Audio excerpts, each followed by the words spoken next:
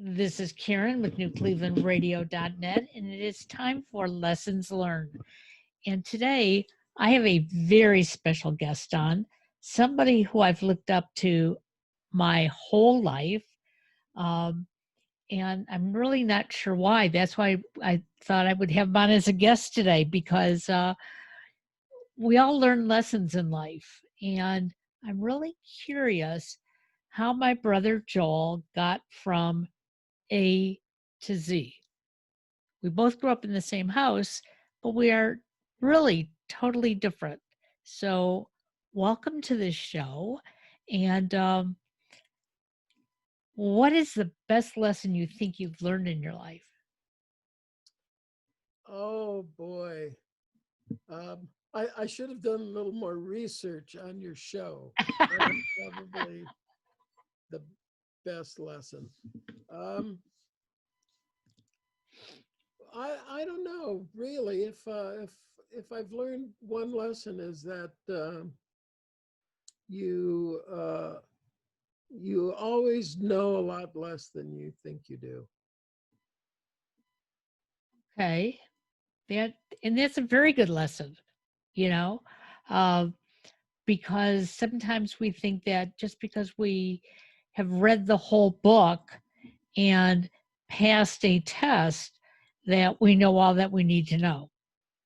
But Well, obviously, we know that the formal kinds of preparation, school, college, apprenticeship, all of those things, um, give you tools, but the misconception that they actually teach you how to do things um, is is something you have to be very wary of, because in the real light of day and in the real heat of whatever battle you're fighting, um, almost every instance you have to be prepared to make stuff up on your own. I mean, I certainly I would hate to think that my heart surgeon hadn't paid attention in class, but I also wouldn't want a heart surgeon who was first in his class to operate on me his very first time. oh, that sort of makes sense. I get that. So, one of the things I'm always amazed at when I talk to somebody about how they got from one point to the other um, is that even though I think I may know them fairly well, I realize that there's a lot of things I missed out on. And thinking about you over the last couple weeks when we started the show, um, I realized that you being the middle child, um, you were treated differently than your older brother or myself. Um, and sitting back and watching you grow up, like I said, I've always been amazed. I always wanted to follow you around like a puppy dog, and I did. And you swatted me a few times. Um, but how is it that you heard the lessons that mom and dad taught us differently than our brother Gary or me? Can you figure that one out? Um, I don't think I heard them differently necessarily, because um, the lessons that we learned from our mom and dad, two particularly terrific human beings, um, I think we all share those. What we've our paths in our lives being very different, and um, three siblings probably couldn't be more different than the three of us. But the fundamental stuff, the being kind and caring, and I think we share that. Well, I think we do. And So what could be more important than that? absolutely nothing. And especially after what we've just gone through the last 4 years. What Uh, happened? What You're did I miss? you're forgetting. So one of the things that I learned about you, especially in the last 4 years, I've always known that you're very intense when it comes to something that you believe passionately about, and I love that part.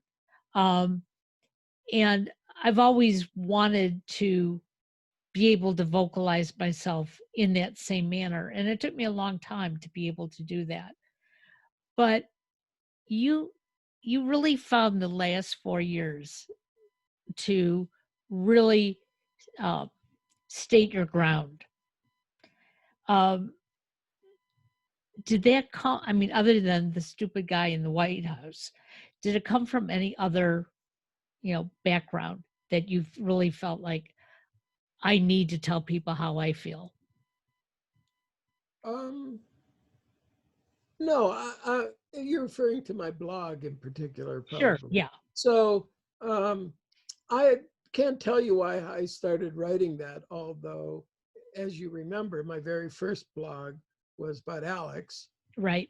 And the fact that I found it so remarkable that someone who was told that he had no opportunity fought his way through to something much loftier than he was projected to be. But uh, it it morphed quickly um, from that once people responded, and that was what I found most amazing. Uh, the I've always had this message in a bottle thing in my head. I always found that fascinating that somebody could throw a piece of information out into the world and somebody that they didn't know somewhere might read it and be fascinated by its content or whatever.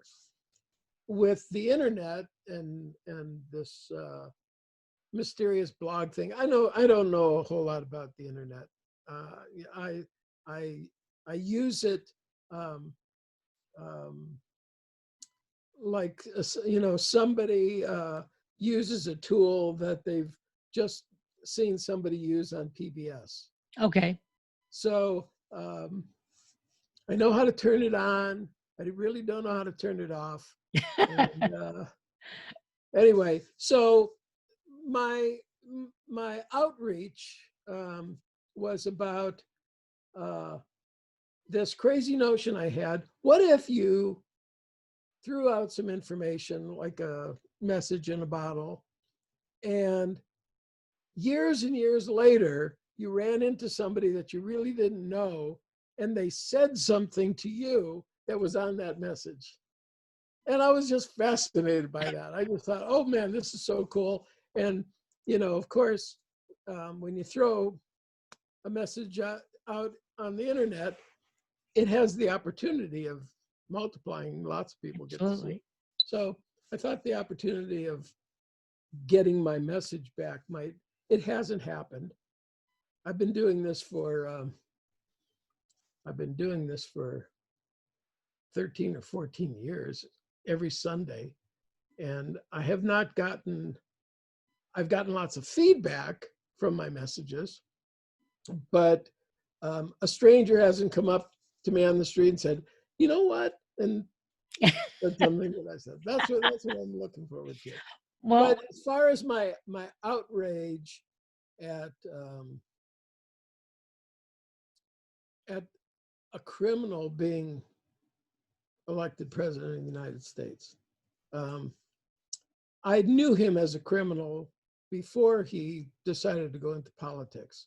okay. He's somebody that I've encountered in my life um, for quite some time because of people that I work with who knew him. And so I was in situations where he was there and thought pretty much the same about him that I feel now, except the fact that he wields such unbelievable power um, and has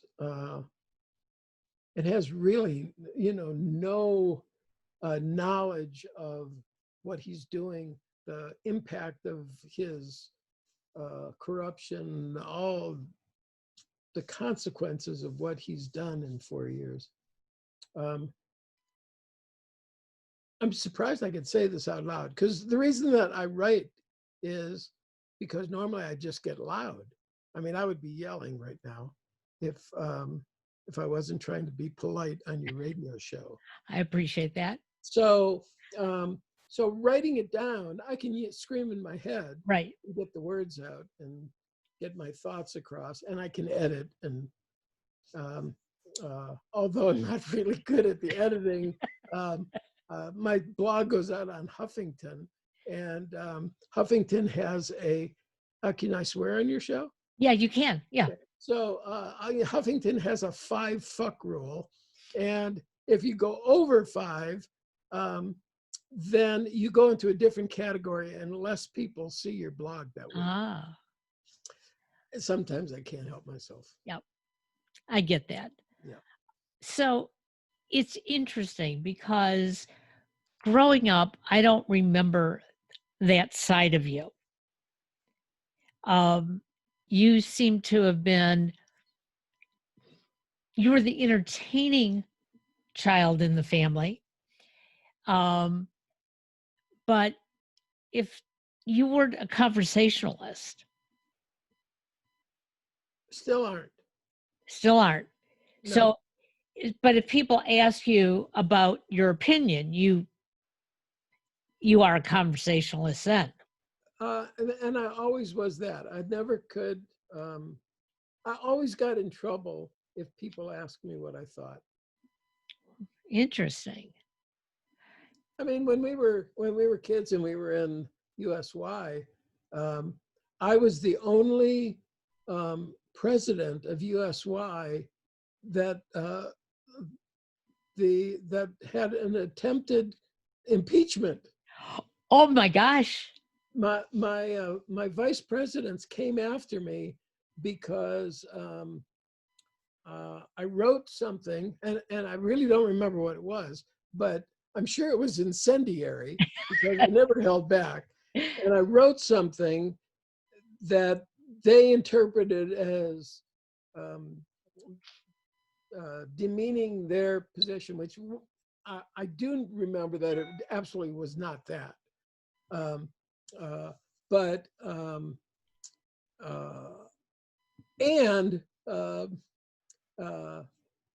We all made nice, and I wasn't impeached. But then at the end of my tenure as president, at my closing speech, I couldn't help but go after the advisors, the adult advisors, who I thought were not doing a very good job. That didn't go over very well either. I'm sure it didn't. Yeah. And that was after our parents were advisors, or were they still advisors at that time? They were advisors, but I obviously was not talking about them. Okay. I was talking about the actual paid advisors, not the volunteers.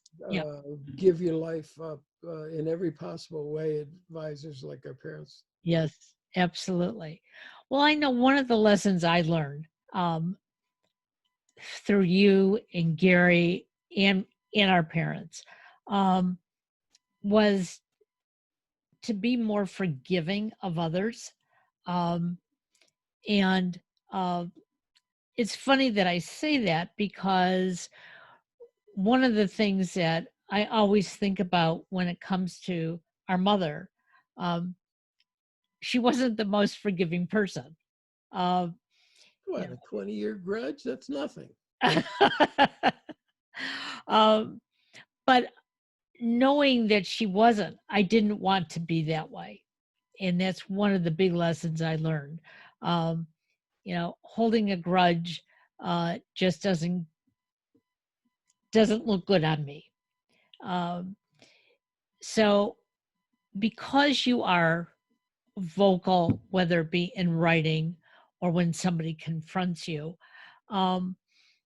do you think your vocal and anger is more your personality, or do you think maybe it's more due to, some neurological reason? Well, yes. Um, so I'm 74. When I was 60, I found out I was bipolar.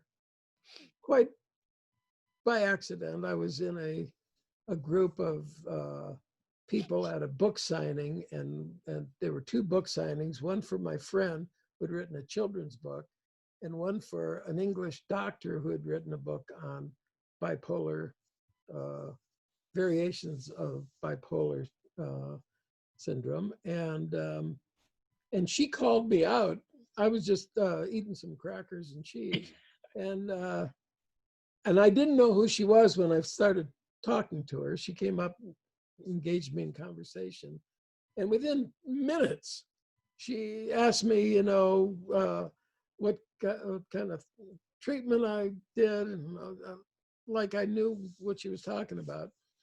And so I went and participated in a study that she was having, and they diagnosed me as being bipolar 2. So um, that was all like a big surprise until I started looking back on my life from this new information and went, oh, of course. So and and part of that is a certain mania with triggers. It's not exactly neurological, except although there is some uh, definitely mental variations of it. It's more a physical manifestation and an overabundance of adrenaline. And I mean, there are many things. I have something called hypothalmia, which is not fun uh, for people around me sometimes, but um, it can make you really loud. And I'm less loud since I know about it. Um, except when I write. I'm very, very loud when I write. I take it out. I take it out that way. And and I don't know. I mean, over my lifetime, I've been, you know, uh, taken advantage of. Uh, I wouldn't say more than usual, but my very fair share of that. Um, and only one time in my life did I ever retaliate. The opportunity presented itself, and probably enough time has gone by. I could actually say it out loud. I don't know if I've ever actually said it out loud, but um, I managed and supported a band that I brought to California from Minnesota. I produced their records. I uh, took their kids to the dentist. I paid for their apartments. Um, and at the very first opportunity for them to find somebody that they thought could do them more good, they just screwed me and left. I never really had a contract with them. Um, I just worked with them for a long time. So it was devastating for me that Sure. somebody would treat me that way. And um, ultimately, it was probably a really good thing in my life. You know, looking back on it, the things that I had to do, um, or the things that I did because I didn't have all that responsibility anymore, probably really good. But nonetheless, treated very badly by people that were my friends and coworkers and whatever. So I thought I'd moved on. And about a year afterwards, I was um, I was co-owner of a studio, a little studio, recording studio in Hollywood, and and I was very low profile. The My partner, who was not really in the music business, ran the day-to-day stuff, and he took the bookings and whatever. And he calls me one day and he says, we have an overdub session coming in. They sent over the tapes and whatever. And I walked into the studio and I looked at the tapes, and it was master tapes from these guys that had screwed me like a year before. And I erased them all.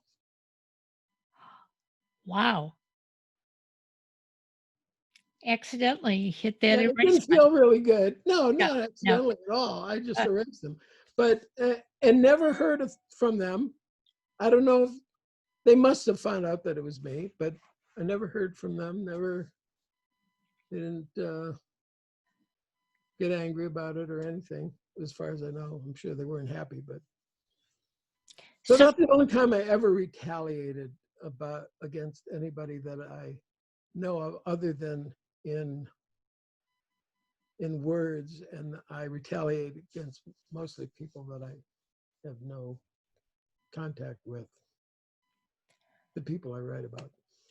so I guess, you had a lesson that you learned at age 60, obviously, not knowing that you have this syndrome. Now finding out about it, it has changed you. Like you've said, you're more aware. Although I know with bipolar syndrome, sometimes you want to be aware, but it can sneak up on you.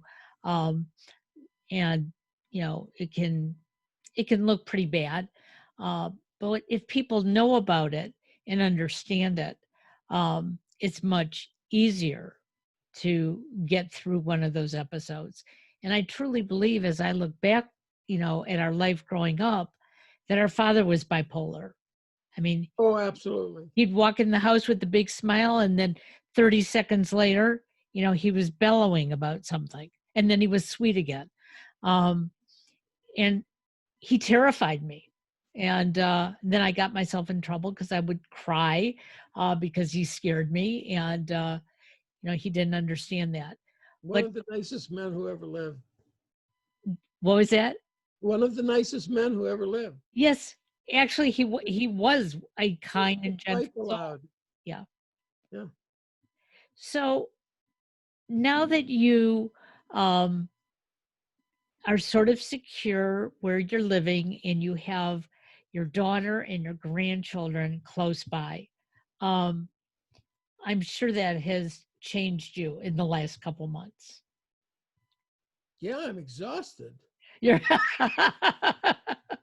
Why are you so exhausted? Well, you have to be careful what you wish for, although I wouldn't change that wish for anything. But um, living completely, on opposite ends of the country for so long, um, for the entire lives of my grandchildren, um, uh, it leaves a giant hole in your heart. Yep. And FaceTime doesn't hack it, and 10-day visits are just a tease. And when they made the decision to come and live here because of me, I mean, yeah, Saratoga is like a very cool place to live, Right. but they moved to Saratoga because I'm here. So the fact that was so important to them, that they made that giant decision in the middle of COVID and everything, man, I don't. That's gonna take me till the end. I don't. That's as good as it gets right there. Absolutely. But the physical part of them being here is exhausting. I mean, two teenagers have giant needs. Um, uh, Rachel's probably bipolar too. So we're just dealing with all this stuff. It's working out. I think we're all better off for the um, closeness. Um, uh, but Going back to your original question, what kind of lessons do you learn? I think the most important lesson in the whole world is there are only a couple of things that mean anything. Family and friends and you know, just the basic kindnesses in the world. I mean, there's hardly anything that means anything. I mean, uh, we're so, hung up on so much stuff, and the things I rage um, at the end of the day, the rage is always about the same thing. It's always about people treating other people poorly, Absolutely. Ab- and and boy, it doesn't make any sense now that we can, peek at everybody around the corner by turning on the computer and see everybody's glee and suffering and stupid and smart, and we can see it all. Why can't we just be better? How could this COVID thing have gotten out of hand just because people are too stupid to wear a mask? I mean, come on. well, and that's the reality of it. Today, uh, Rich and I went to, I guess, what you guys would call a farmers market in Saratoga Springs. It's our West Side market where all the farmers come, and we try to go down there a couple times a year. And we went down because obviously they're really hurting because of COVID. And so there were a couple of things that we knew that we wanted. And I said, come on, we have the time. Let's go down and, you know, do our bit, that we can. And I would say 90% of everybody was wearing a mask. But because it's sort of out in the open, I cannot tell you how many people thought it was okay not to wear a mask, but you're almost shoulder to shoulder in there. And we got what we wanted and we came home, and I didn't really get to enjoy the experience as much as I wanted to because I didn't want to get sick and I didn't want to be around those people who chose to wear their mask down on their chin because it's not doing any good. And I came home and I washed everything off and I stripped down, took a shower, and put on clean clothes, um, because we know what the reality of it is. If we do everything we can to eliminate this virus and not spread it, uh, we will be able to be in each other's homes and do the things that we want to. And I can't wait for that to happen. But one of the things that I heard you say um, really comes close to home, and that is your friend and my friend, Jeff Brisbane, wrote a song called Enough. I Wish You Enough. And that song, I play it almost every day to remind myself that it's not about the money, it's not about the clothes we wear, it's not about the car we drive, what size our house is. Enough is having each other in our lives. And I'm grateful for that song, and I'm hoping more people will listen to it and get the message. It's a great song. It's a great philosophy. I mean, if people could be happy when they have enough, Absolutely. everybody would have enough. We certainly would. And so, with two teenagers now in your life again, um, They does it never have bring enough. does it bring back memories of your daughter when she was a teenager? Um,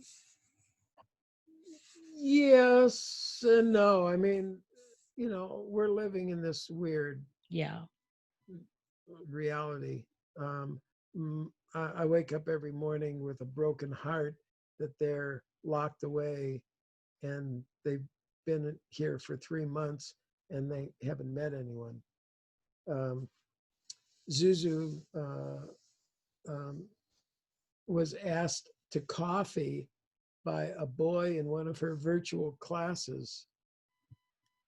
I mean, how cool is that, Yeah. that there's enough of a connection on a Zoom class, um, that somebody wants to be nice to you because you're the new kid, and they talk back and forth, however kids talk back and forth. I don't know what device they use to talk, but um, and they were supposed to meet yesterday, and some family member or neighbor um, got COVID, and Ah, so he's isolating. yeah. So he had to call it off, and just went, oh my God, she's had absolutely no contact with anybody, and here was she was looking so forward to meeting somebody, and even here where we're pretty, compared to the rest of the country, we're in pretty You're good doing shape pretty good. here. But our cases are spiking here now too, because they won't close the restaurants and the bars, and people are being jerks. They're just being stupid. Well, hopefully people will get the message. Hopefully vaccines will start to filter into our neighborhoods. Um, and I'm hoping that sometime in 2021 we will be able to get to Saratoga Springs so I can learn more lessons from you and your beautiful wife and your grandkids and your daughter. Um, we miss you all.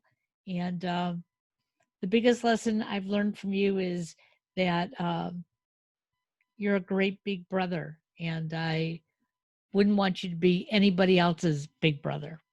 So there. That probably won't be happening. I don't think so. I don't think there's going to be any more siblings in our families. No, we're good. And I'm pretty certain we're not going to find any mysterious ones. Yeah, I don't think so. If we haven't yet, we never will. So uh, have a great day. Happy holidays to you and everybody in Saratoga Springs. Love to And Alex and Richard. absolutely. Take care. Thanks.